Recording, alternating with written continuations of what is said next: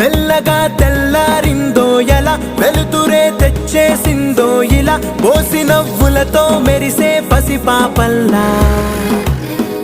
చేదతో బావులలో గలగల, చెరువులో బాతుల ఈతల కళ, చేదుగా ఉన్న వేపను నమిలే వేళ.